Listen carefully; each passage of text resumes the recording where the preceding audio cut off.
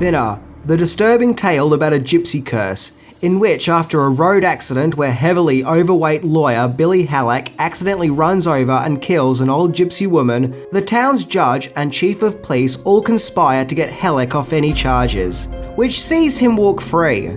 But he's not let off lightly, as the son of the gypsy woman puts a curse on Halleck, which sees him start to lose weight at an increasing rate.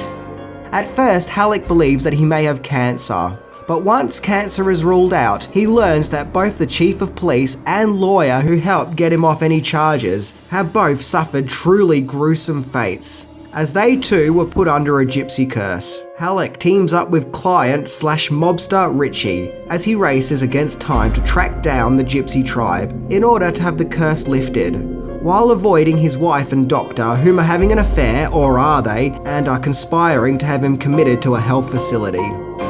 Based on a story by Stephen King, and then adapted into a movie in 1996 directed by Tom Holland, the movie sort of came and went and didn't really make an impact.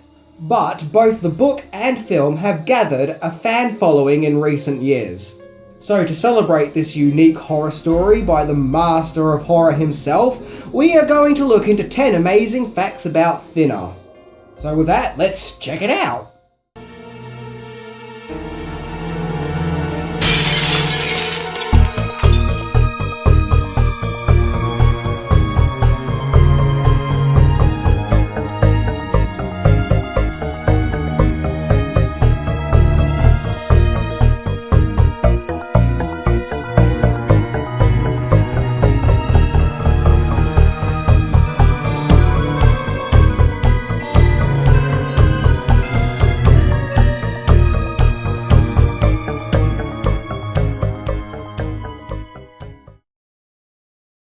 Number 10. The main lead was played by RoboCop.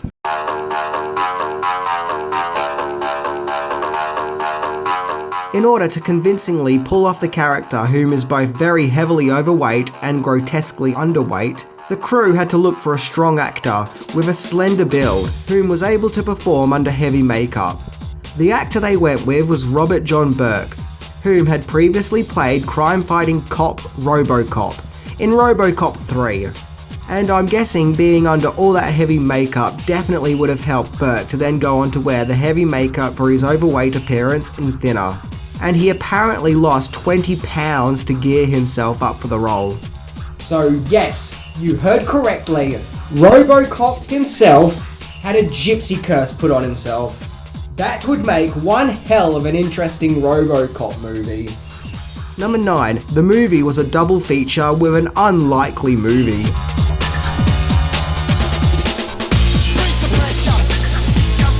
When Thinner was shown in selected cinemas around the world, it was shown alongside the unlikeliest of movies, Michael Jackson's Ghosts, which was made at the same time as Thinner, and just like Thinner was written by Stephen King, automatically connecting the two movies. With a 40-minute running time, Michael Jackson's Ghosts was shown before the main feature Thinner. And coming to think of it, there actually are several similarities between the two movies. Both movies' posters show the main star, who on one side of his face seems to be skeletal, and both movies see the main actor in overweight makeup.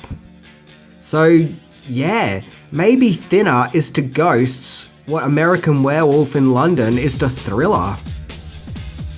Number 8. Grotesque makeup.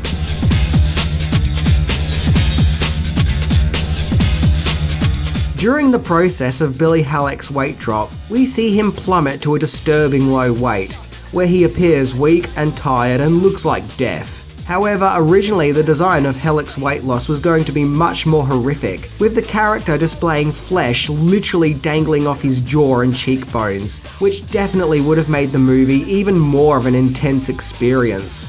However, it was decided that the makeup effects of dangling skin was just too horrific, so the makeup effect was dropped.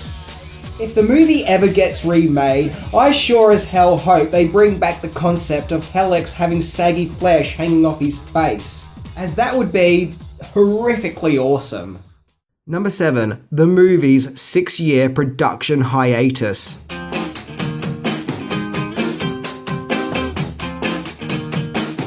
It took director Tom Holland a whopping 6 years to get the movie off the ground and into development. The original Stephen King book was published in 1984, and Holland wanted to adapt the movie into a film. But the movie wouldn't go into production until the late 90s. This is because the studio was worried that people would compare Halleck's gypsy curse condition to the AIDS virus, which was a prominent, sensitive topic in the 80s and early 90s, and people were seeing AIDS references everywhere. For example, many felt that the movie The Fly was a post-narrative about the deadly virus, and some people even saw AIDS parallels that weren't even there. For example, in Superman 4, when we would see Superman weak and tired after a battle with a supervillain, many claimed that this was also a message about AIDS. So I guess it was felt it was in the public's best interest to wait for the topic to die down before making the movie thinner. And to be fair, to this day I have not heard one person comparing this movie to the dreaded virus. Number 6. The Langoliers helped find the locations for thinner.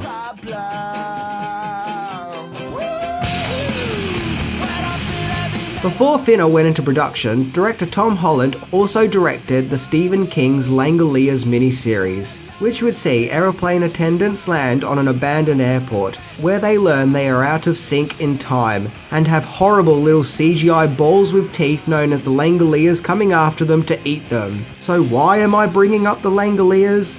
Well, because it was while filming this memorable miniseries from the 90s that Holland was scouting locations for his next Stephen King related project, Thinner. Pretty cool, huh? I don't know why, but I just love the idea of getting one project ready while you're still working on another project. Kind of connects the movies in a weird way. Jeez, if only Thinner had the added appearance of Craig Toomey. Number 5. Thinner's audio book.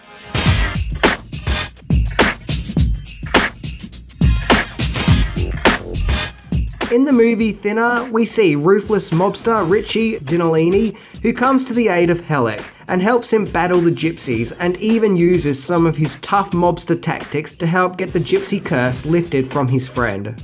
And in some parts of the film, the Richie character even takes the movie into action movie territories.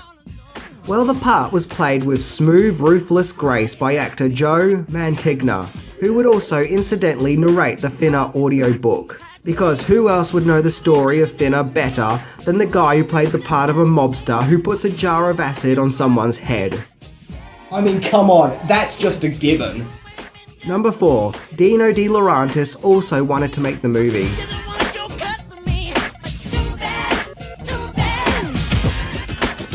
During the 80s, big-time producer Dino De Laurentiis had produced several Stephen King-related movies, including Maximum Overdrive and the anthology movie Cat's Eyes.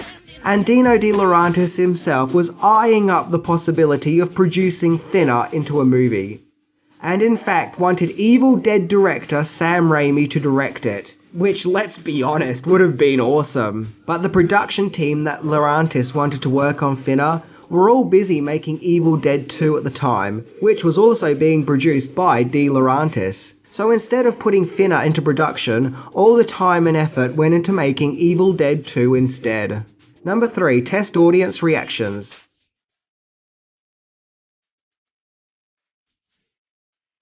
It must be a scary process for a production company to show its movie to a test audience, as it may determine how successful their movie would be, if at all, and could often cause great changes to the movie.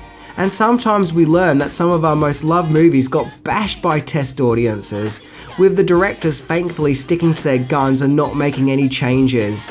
Yeah, I'm not a big fan of test audiences, but regardless, when Thinner had its test screening, the audience didn't like the movie, for reasons indicating that there wasn't enough gore and they loathed the movie's ending. Originally, the movie's ending was more similar to how it ended in the novel, in that once realizing his daughter had also eaten from the cursed pie, Halleck eats the pie too, joining his daughter in death. However, reshoots of the movie changed the ending, where Halleck offers to share the pie with his doctor, whom had been having an affair with his wife, giving the movie a more of a gleefully twisted ending.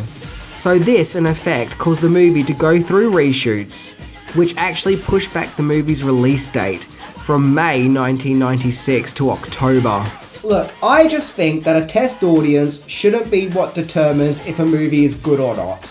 And other factors have to be taken into account as to why the test audience didn't like the particular film. Maybe the mood in the theatre was just really low. Or maybe a particular audience just didn't like a particular movie. Who knows?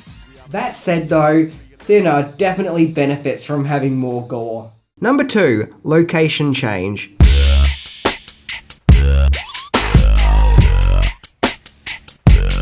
In the original novel of the story Thinner, it is in fact set in Connecticut, but Tom Holland decided to change the setting to Maine.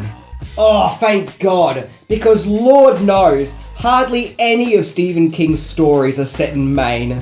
This is probably because The Langoliers was also set and filmed in Maine, and as mentioned, Holland took time during the shoot to look for locations. Yep, indeed, in the Stephen King universe, Maine is quite a scary place. And, as with many other Stephen King adaptations, King also had a cameo in the movie as an uptight chemist. But if there is one thing we should be learning from all of Stephen King's stories, that is stay the hell out of Maine. Number 1, Tom Holland's ill health.